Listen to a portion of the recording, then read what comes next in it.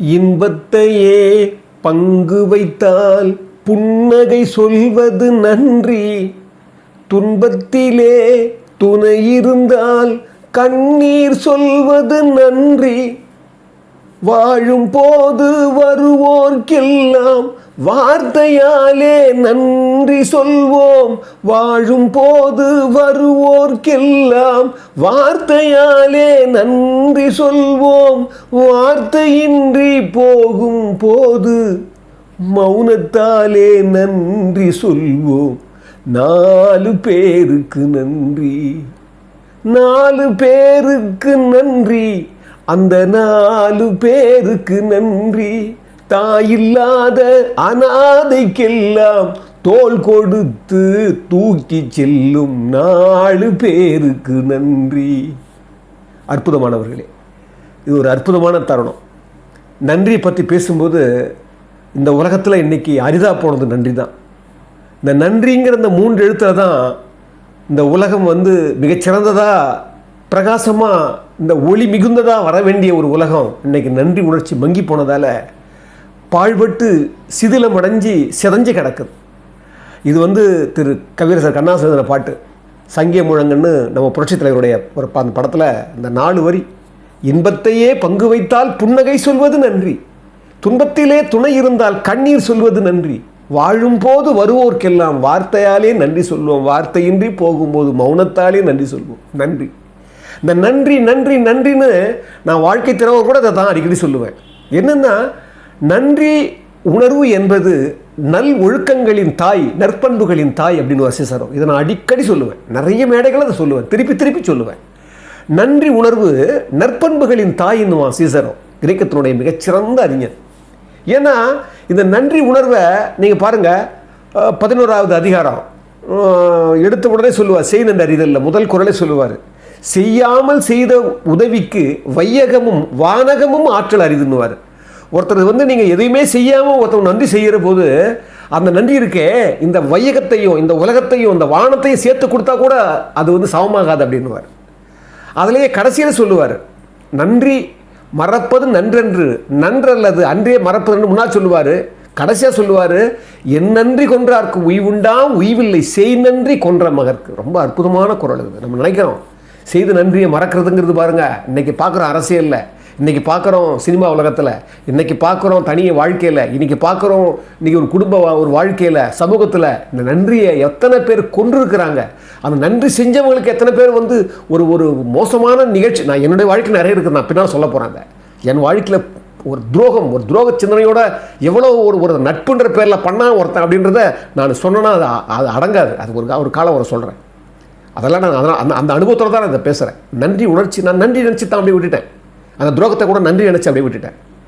ஏன்னா என் நன்றி கொன்றார்க்கும் உய்வுண்டாம்னு சும்மா சொல்லலை, புறநானூறு சொல்லும். பசுவினுடைய காம்பு, மடியினுடைய காம்பை அறுத்தவனுக்கு கூட அவனுக்கு உய்வு இருக்குது. ஒரு பெண்ணினுடைய கருவை சிதைத்தவனுக்கு கூட அவனுக்கு உய்வு இருக்குது, அவன் மேல முடியும். ஆனால் நன்றி கொன்றவன் என்றைக்குமே மேல முடியாது அப்படின்னு ஒரு கத்தி தொங்கிட்டே இருக்கும் நன்றியை கொன்றவனுக்கு. அது தெரியல நிறைய. ஏன் இதை இவ்வளோ கொண்டு வரேன்னா, இந்த நன்றி இந்த உலகத்தில் இந்த சமூகத்தில் மறைஞ்சு போச்சா, இல்லை புல் முளைச்சி அது பெருசாக ஒரு கட்டிடமாக எழுப்பி போச்சான்னு தெரியல, அப்படியே மறைஞ்சு போச்சு அது. அந்த நன்றி உணர்ச்சி எதுக்குன்னா, நான் பல ரெண்டு பகுதி முன்னாள் பகுதியில் திரு இயக்குனர் யதார்த்த இயக்குனர் மகேந்திரன் அவருடைய பற்றி நான் பேசியிருந்தேன். இது முடிக்கிற 3வது பகுதி. நான் அந்த பகுதியில் சொல்லியிருந்தேன், அவர் மெஜஸ்டிக் ஸ்டுடியோவில் திருடாதே படம் ஷூட்டிங்கில் இருக்கும்போது அவர் அந்த பொன்னியின் செல்வருடைய அந்த இதெல்லாம் கொஞ்சம் எழுத காமிச்சார். அப்போ தான் அவர் எப்படி நீங்கள் சாப்பிட்டீங்க, ஊர்லேருந்து பணம் அனுப்புகிறான்னு கேட்டவொன்னே, இல்லைங்க எனக்கு ஊர்லேருந்து அந்த ஆதரவெல்லாம் கிடையாது, என் நண்பன் கொடுத்தா, நான் இங்கே தங்கிட்டு ஒரு வேளை சாப்பிட்டுக்கிட்டே கேட்க அப்படின்னு உண்மையை சொன்ன உடனே தலையில் அடிச்சுட்டு அழுதாரு. நான் பாவி பாவி பாவி, எத்தனை நாள் என் முன்னாலே நீங்கள் பட்டியிருந்தீங்களோன்னு சொல்லி அந்த இறக்க உணர்ச்சியான அந்த ஒரு பொன்மன செம்மல் எப்படி துடிச்சாருன்னு நான் போன பகுதியில் பேசுகிறேன். அதுக்கப்புறமும் பாருங்கள், அந்த நன்றி உணர்ச்சியை அவர் மகேந்திரன் சார் காட்டுறாரு. சில பேருக்கெல்லாம் சில சந்தேகம் வரும். ஒருத்தர் எனக்கு கமெண்ட்ஸில் போட்டிருந்தார், அவர் தங்கப்பதக்கம் படம் எடுத்திருந்தார், அதில் எம்ஜிஆர் ரொம்ப மோசமாக விமர்சனம் பண்ணார்னா, அது உண்மையாக சொல்ல போனால் தங்கப்பதக்கம் ஒரு நாடகம், அதுக்கு முன்னாலே ஒரு நாடகமாக இருந்தது. அப்போ கூட அது எந்த மாதிரி அந்த அந்த அந்த அவர் விமர்சிக்கிற காட்சிகளே கிடையாது. ஆனால் அது சோ அவர்கள் அப்போது அவர் துக்ளக் ஆரம்பிச்சிருந்தார். அப்போ அந்த சிவாஜி சாருடைய படம், அப்போ தான் அரசியல் ரீதியாக சில விஷயங்கள் வரத்தான் செய்யும், அதை நம்ம எடுத்துக்கக்கூடாது. ஒருத்தர் மகேந்திர சார் குற்றச்சாட்டு எனக்கு எழுதியிருந்தார். அப்படி கிடையாது, நன்றி உணர்ச்சி இருக்கிறவங்க தான் தெரியும். அவர் சொல்கிறாரு, அவர் என்ன சொன்னேன் இல்லையா, அவரோட நான் ஒரு 10 நாள் கூட இருந்தேன். அது மட்டும் இல்லை, பதிவு பண்ணியிருக்கிறாரு. சொன்னார் அப்போ, நான் வந்து அந்த நிகழ்ச்சிக்கு அப்புறம் அவர் என்ன சொன்னார், நீ உடனே கிளம்புங்க, ஒரு மணி நேரத்தில் நான் ஆள் அனுப்புகிறேன்னு சொல்லி அதை போலவே அவர் திரும்பிட்டார். லாயர்ஸ் ரோடுக்கு போயிட்டார். எம்ஜிஆருடைய வீட்டில் மாடியில் தான் தங்கியிருந்தார், தங்க வச்சுருந்தார். அப்போ ஒரு மணி நேரத்தில் வந்து மாணிக்கம்னு ஒருத்தர் அனுப்பான்னு நினைக்கிறேன், மாணிக்கம், அவர் பேர் மாணிக்கம் நினைக்கிறேன். அவர் அனுப்பிச்சு 1000 ரூபா பணம் கொடுத்தாராம்.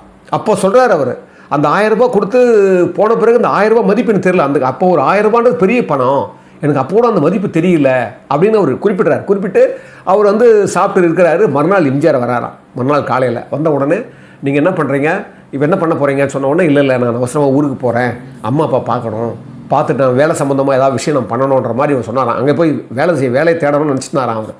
அப்போ எம்ஜிஆர் சொன்னாராம், அதெல்லாம் கிடையாது, நீங்கள் அப்பா அம்மா பார்க்குறீங்க, உடனே திரும்புறீங்க. அன்னைக்கு ஒரு கதை சொன்னீங்க தெரியுமா, அந்த கதை ரொம்ப நாடகத்துக்கு ரொம்ப நல்லாயிருக்கும், அந்த நாடகமாக நீங்கள் எழுதி கொடுக்குறீங்க, அதை நான் எம்ஜிஆர் நாடகம் பண்ணுறதுக்காக நான் வந்து பண்ண போகிறேன், அதான் நீங்கள் போய் திரும்பி உடனே வந்துருங்கன்னு சொல்லி மகேந்திர சார் அனுப்புகிறார். நல்லா கவனிங்க, அவரும் போகிறாரு. எம்ஜிஆர் சொல்லிட்டாருன்றதுக்காக திரும்பி வராரு. திரும்பி வந்த உடனே அந்த நாடகத்தை, அவர் சொன்ன அந்த கதையை நாடகமாக்குறாரு. அனாதைகள்னு டைட்டில் வச்சு அந்த நாடகத்தை, அந்த பிரதிகள்லாம் எடுத்து எல்லாரையும் அந்த பாத்திரங்கள்லாம் எடுத்து நடிகர்கள்லாம் கொடுத்துட்டு ஒத்திகை நடக்குதான். எஸ்எம் சுப்பைய நாயுடு தான் மியூசிக் டைரக்டரா. அப்போ அவர் குறிப்பிடுறாரு, அந்த பிரதிகளெல்லாம் கொடுத்துட்டு எல்லாத்தையும் அவரே வந்து அதை ஒத்திகை பார்த்துக்கிட்டு, அதுவும் நுணுக்கமாக அந்த இசையையும் அந்த பாட்டையும் வாங்குகிற மெனக்கிட்டா இருப்பாருங்க. அதிசயப்பட்டேன் நான் எம்ஜிஆர் நாடகத்துக்காக. நல்ல கவனிங்க. இப்போ ஏன் நம்ம சொல்கிறோம் பின்னால் எம்ஜிஆர் பாட்டுன்னு சொல்கிறோம், நாடகத்துக்கு வர்ற பாட்டை கூட அதனுடைய அந்த பாடல்களையும் அந்த இசையையும் கூட இருந்து அவ்வளோ மெனக்கெட்டாராம் திரு எம்ஜிஆர் அவர்கள். அப்படி நாடகமாக வந்து பண்ணலாம்னு சொல்லி திருச்சியில் அரங்கேற்றம் பண்ணணும்னு சொல்லி ஒரு நாளை நிர்ணயிக்கிறாங்க. திருச்சியில் நிர்ணயிக்கிற போது எல்லாருமே திருச்சிக்கு போயிட்டாங்க. ஆனால் அன்னைக்கு பாருங்கள், அப்போ தான் காவிரியில் அப்போல்லாம் வெள்ளப்பெருக்கு. காவிரியில் வெள்ளம் வந்ததால் மக்கள் எல்லாம் ரொம்ப துன்பப்படுற நேரத்தில் இவங்க நாடகம் நடத்த முடியல. திருச்சியில் வந்து அரங்கேற்றம் நினச்சாங்க, முடியல.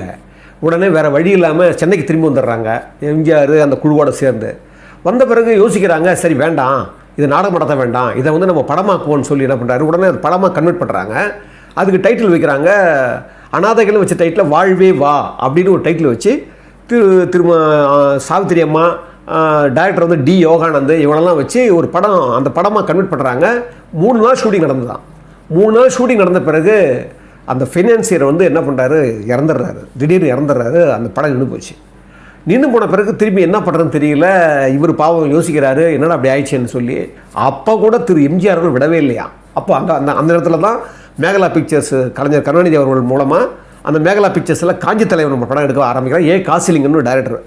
அப்போ என்ன பண்ணாரா, எம்ஜிஆர் வற்புறுத்தி கலைஞரை சந்திக்க வச்சு, யார் மகேந்திரன் சாரை கலைஞர் சந்திக்க வச்சு, இவரை ஒரு அசிஸ்டன்ட் டைரக்டராக கூடவே அவங்க வச்சு இவர் கூடவே தான் இருப்பாராம். அப்போ கூட எம்ஜிஆர் கூட தான் போவாராம், எம்ஜிஆர் கூடவே தான் இருப்பாராம். அப்போ என்ன பண்ணியிருக்காரு, அந்த சாங்க்கு மட்டும் இந்த கிளாப் போர்டு காட்டுவாங்க. அந்த கிளாப் போர்டு எல்லாத்தையும் கட்டினா சாங் மட்டும் தான் காட்டுவாராம். அவர் கூடவே இருந்ததால் எம்ஜிஆர் பாருங்கள், அவர் ஒரு கூடவே இருந்ததால் எல்லா தயாரிப்பாளர்களும் எல்லா இயக்குநர்களும் பழக்கமானாங்களாம். அப்போவே இவர் கூடவே இருக்கிறதால சரி, இது எம்ஜிஆர் வந்து அவர் விஷயமெல்லாம் கூட வச்சுக்க மாட்டாருன்னு சொல்லி அப்போவே இவரோட கதை கேட்க ஆரம்பிச்சாங்களாம். இவர் கதை சொன்னார்னா அந்த தயாரிப்பாளர்களுக்கு இயக்குநர்கள்லாம் கதை சொல்லுவாராம். அப்போவே சொன்னால் இதெல்லாம் ஒரு 30 வருஷம் 40 வருஷம் மூத்த வர வேண்டிய படம் மகேந்திரன் அப்படின்னு சொல்லுவாங்க. அப்போவே அப்படியே இருந்து என்ன பண்ணாராம், அப்போ கேஆர் பாலன், அவர் தான் எம்ஜிஆருக்கு ரொம்ப நெருக்கமானவர். அவர் ரசிகர் மன்ற தலைவர்களாக இருந்திருக்கார் கொஞ்சம் காலம். அவர் தான் மாடலாம் நடத்துறதுலாம் முயற்சிருக்கார். கேஆர் பாலன் பெரிய பெரிய பணக்காரர், பெரிய ப்ரொடியூசர். அவர் என்ன பத்திரிகை நடத்தினவர். அவர் என்ன பண்ணியிருக்காரு, மகேந்திரனை கூப்பிட்டு, நீ மகேந்திரன் ஒரு நல்ல கதை கொடுங்கன்னு சொன்ன உடனே அப்போ தான் நாம் மூவர் அப்படின்னு ஒரு கதை. நல்லா கவனிங்க. இங்கே வந்து காசிலிங்கம் மூலமாக கலைஞர் கூட்ட ரொம்ப ரெக்கமெண்டேஷன் பண்ணி கூட இருக்க வச்சது எம்ஜிஆர். அதே மாதிரி இங்கேருந்து கேஆர் பாலா மூலமாக கதை கேட்க வைக்கிறாரு. பார்த்தீங்கன்னா நாம் மூவர்னு ஒரு படம். அந்த கதை பார்த்தீங்கன்னா ரொம்ப வித்தியாசமான கதையாம். திரு ஜெய்சங்கர், திரு ரவிச்சந்திரன், திரு ரத்னா, இவங்க நாகேஷ் எல்லாம் சேர்ந்து அந்த படம் பண்ணணும்னு சொல்லி பண்ணும்போது அப்போ டைரக்டராக பி மாதவன் நிர்ணயிக்கிறாங்க. அப்போ அவர் பி மாதவன் என்ன பண்ணுறாராம், ஒரு வித்தியாசமான கதையாக இருக்குன்னு சொல்லி 4 நாளைக்கு முன்னால், ஷூட்டிங் முன்னால் என்ன பண்ணாராம், 4 நாளைக்கு முன்னாடி வித்தியாசமான கதை, இது என்ன டைரக்ட் பண்ண முடியாதுன்னு போயிட்டாராம்.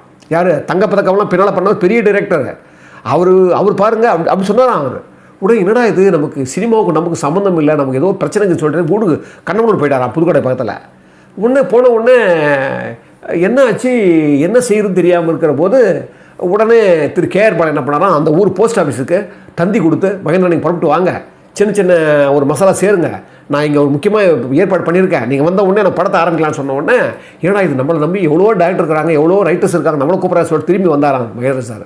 வந்த உடனே என்ன பண்ணாராம், எடிட்டர் ஜம்புலிங்கம் அப்போ அவரே டைரக்ட் பண்ண சொல்லிட்டு நாமூரை வச்சு அந்த படத்தை வந்து இவருடைய கதையை எடுத்து அவர் டைரக்ட் பண்ண வச்சு அது பெரிய மெகா ஹிட் ஆச்சான், சூப்பர் ஹிட் ஆச்சான்.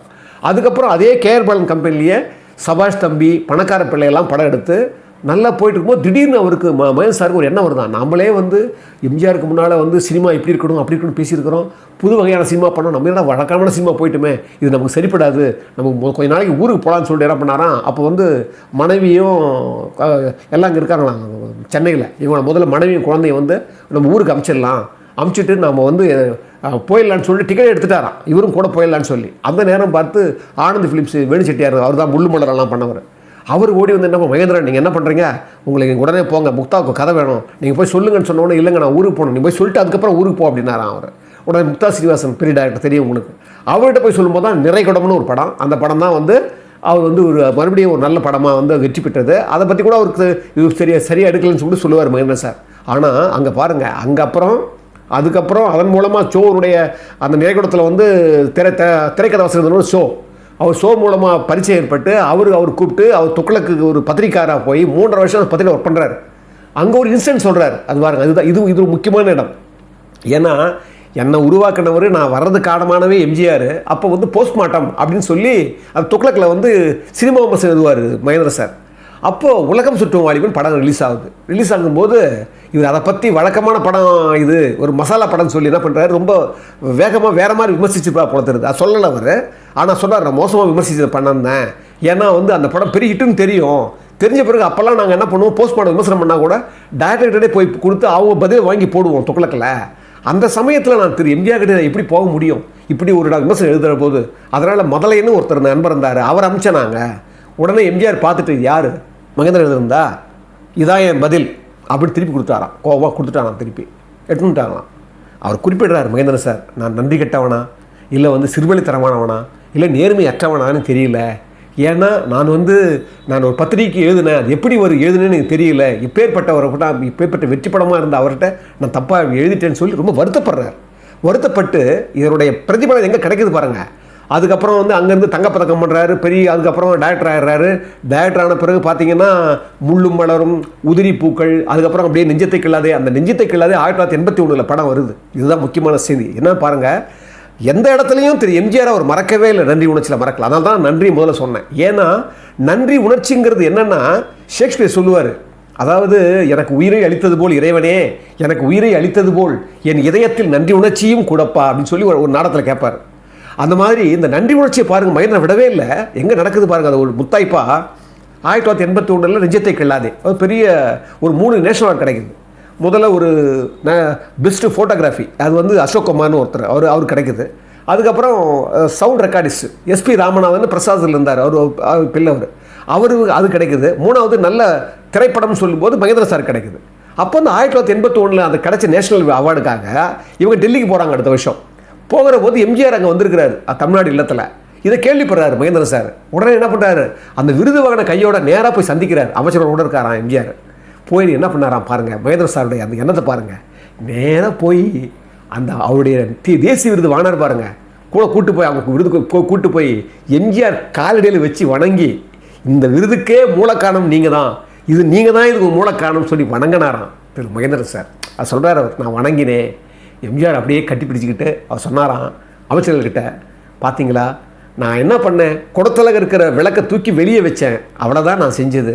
இன்றைக்கி மகேந்திரனை அவர் சொல்கிறாராம், 1958 காரைக்குடி அழகப்பா கல்லூரியில் எனக்கு முன்னாலேயே தமிழ் சினிமா எப்படி இருக்குதுன்னு பேசினார் மகேந்திரன்.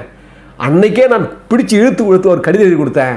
ஆனால் நான் கொடுத்த பாராட்டம், நான் கொடுத்த அந்த ஆதரவு வந்து வீண் போகலை, மகேந்திரன் தான் சொல்லி அங்கே அப்படியே அணைச்சி பிடிச்சி எல்லாரும் பாராட்டினாராம். அது சொல்கிறார், நன்றி கூட சொல்கிறார் மகேந்திரன் சார்.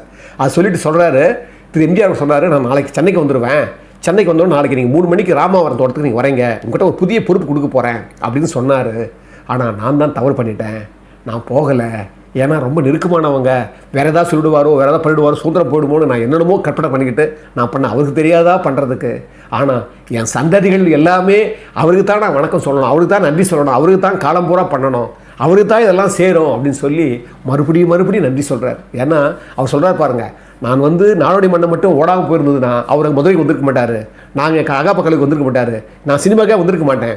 கால மாற்றம் இப்படியெல்லாம் நிகழ்ந்து எப்பேற்பட்ட ஒரு பெரிய மனிதரை நான் சந்தித்தேன், அவர் மூலமாக தான் நான் வந்தேன்னு சொல்லும்போது இன்றைக்கி சினிமா கலை உலகமே அவருக்கு நன்றி சொல்ல வேண்டியது. பாருங்கள், நம்ம நேரடியாக திரு எம்ஜிஆர் அவர்கள் எவ்வளவு கலை உலகத்தில் அவர் நேரடியாக அவருடைய கதை, வசனம், டைரக்ஷன், அவர் பாட்டு எல்லாத்தையும் கூட இருந்து பங்களித்து எவ்வளோ விஷயங்களை கொண்டு வந்திருக்காரு. அது இல்லாமல் மறைமுகமாக எத்தனை பேரை உருவாக்கியிருக்காரு பாருங்கள்.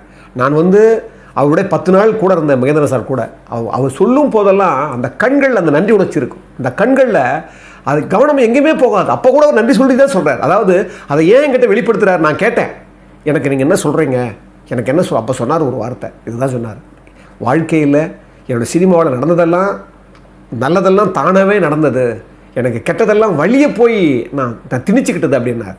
அப்போ அந்த அந்த அந்த இந்த நன்றியை சொன்னார். திரு எம்ஜிஆர் அவர்கள் எனக்கு செஞ்ச நன்றி நான் என்னுடைய சந்ததிகள் கூட மறக்கக்கூடாதுங்க, அப்படிப்பட்ட நன்றி செஞ்சார். ஏன் நான் ஆரம்ப கட்டத்தில் அந்த நன்றி பற்றி சொன்னேன்னு சொன்னால், திரு எம்ஜிஆருடைய ஒரு படத்தில் ஒரு வரி ஒரே வரி, திரு நம்பியார் ஒரு வில்லனாக இருப்பார். அப்போ எம்ஜிஆர் கேட்பார் நம்பிக்கிட்ட, ஏண்டா அமாவாசையில் நிலவு கூட வரும், உன் இதயத்தில் நன்றி உணர்ச்சியே இருக்காதா, நன்றி உணர்ச்சியே வராதான்னு கேட்பார். ரொம்ப அற்புதமான டைலாக் அது. அமாவாசையில் நிலவு கூட வரும், ஆனால் உன் இதயத்தில் நன்றி உணர்ச்சியே வராதான்னுவார். நீங்கள் உலகத்தில் 100க்கு 99.4 பேர் 99.99 பேர் சொல்லலாம் நன்றி உணர்ச்சியே இல்லைங்க. அதனால தான் ஒரு அறிஞர் சொல்லுவார், நன்றி உணர்வு இல்லாதவன் பன்றியினும் கீழானவன் அப்படின்வார். நன்றி உணர்வு இல்லைன்னா அவன் பன்றியை விட கீழானவன்வார். இந்த நன்றியை நம்ம விட்டுட்டோம். என்னென்னா ஒரு பழம்பாடலை சொல்லப்படுது, நன்றி ஒருவருக்கு செய்த கால் அந்நன்றி என்று தருங்கொள் என வேண்டா, தளரா வளர் தெங்கு தாழ் உந்த நீரை தலையாலே தான் தருதலால் சொல்கிறாரு பாருங்க. அற்புதமான அந்த பழம்பாடலை அவைத்தாய் தான் சொல்கிறாங்க. அதாவது நன்றி ஒருத்தங்க என்றைக்கோ ஒரு நாள் நல்லது செய்கிறீங்க, அது எப்போ திருப்பி செய்ய நினைக்காதீங்க. இந்த தென்னையை வைக்கிற போது தென்னை என்ன பண்ணுது, அது வளர வளர கீழே இருந்து தண்ணி மேலே கொண்டு போகுது. ஆனால் கடைசியில் இளநீராக கொடுத்துக்கிட்டே இருக்குது, இளநீராக கொடுத்துக்கிட்டே இருக்குது கீழே எடுக்கிற நீரை. ஆனால் காலம் எவ்வளோ நாட்கள் ஆகுது பாருங்கள். தாழ்னா அடி, இந்த அடியில் கீழே அந்த உண்ட நீரை தலையாலே தான் தருதலால்வார். அப்போ என்னென்னா நன்றி உணர்ச்சியை என்றைக்கும் மறக்காத, அதனால தான் அந்த நன்றி உணர்ச்சியை மறக்காத மகேந்திர சாரை பார்க்குறோம். நன்றி உணர்ச்சி என்றைக்குமே, அதனால தான் நன்றி மறவாத நல்ல மனம் போதும் பாருங்க, நன்றி மறவாத நல்ல மனம் போதும் என்றும் அதுவே என் மூலதனம் ஆகும் ஒரு பாட்டு சொல்லுவார் திரு எம்ஜிஆர் அவர்கள். என்ன அர்த்தம்னா, இந்த நன்றி உணர்ச்சி நற்பண்புகளின் தாய். இந்த நன்றி உணர்ச்சி இருந்ததால் தான் இன்றைக்கி மகேந்திர சார் பற்றி நம்ம பேசணும், திரு எம்ஜிஆரை பற்றியும் பேசிகிட்டு இருக்கிறோம். இந்த மாதிரி நிறைய அனுபவங்களை நம்ம நன்றி நல்ல விஷயம்லாம் திருப்பி பகிர்ந்துக்க போகிறோம்னு சொல்லி இந்த அற்புதமான இந்த பகிர்வை என்னோட நீங்கள் கேட்டவங்க எல்லோரையும் நான் வணங்குவதில் மிக மகிழ்ச்சி அடைகிறேன். அன்புள்ள மிக்கவர்களே, இந்த தமிழ் தீக்கு நான் ஒரு அறம் சார்ந்த, ஒரு நெறி சார்ந்த, ஒரு உண்மையும் சத்தியமும் சார்ந்த விஷயங்களை தான் நான் இதில் பதிவிடணும்னு நினைக்கிறேன். இந்த சமூகத்தினுடைய மேன்மைக்காகவும் நல்லவர்களுடைய மேன்மைக்காகவும் திரு எம்ஜிஆர் அவர்களும் அவருடைய சுற்றி இருக்கிற மாதிரி அவரை போன்றவர்களை மட்டுமே நாம் அதிகமாக முன்னிறுத்தி, திரு மகாத்மா காந்தி இவங்களை போன்றவர்களாம் முன்னிறுத்தி நாம் நல்ல விஷயங்களை சமூகத்துக்கு பரப்புன்றதுக்காக தான் இந்த தமிழ் தீ பாடுபட்டுருக்குது. அந்த வகையில் உண்மையான ஆன்மீகவாதிகள் சொல்லுவாங்க, அவங்க இறைவன்கிட்ட கூட நம்ம கேட்கக்கூடாது, அது கேட்குறதுங்கிறது அது ஒரு அது சரியானது கிடையாது. ஆனாலும் நான் எவ்வளோ சமாளித்து பார்த்தேன். சில சமயங்களில் இயலாமையால் நாம் இந்த ஒரு டிமாண்ட் வைக்கிறேன், உங்களுக்கு அன்பு இருந்து, உங்களுக்கு அந்த வசதி இருந்து, உங்களுக்கு மனதுக்குள்ளே அந்த எழுச்சி வருமானால் நிச்சயமாக நீங்கள் உதவணும்னு சொல்லி இந்த உதவியை நாங்கள் ஒரு நல்ல ஒரு அன்பாக ஏற்றுக்கிறோம்னு சொல்லி இந்த விஷயத்தை உங்கள் முன்னால் சமர்ப்பிக்கிறேன்.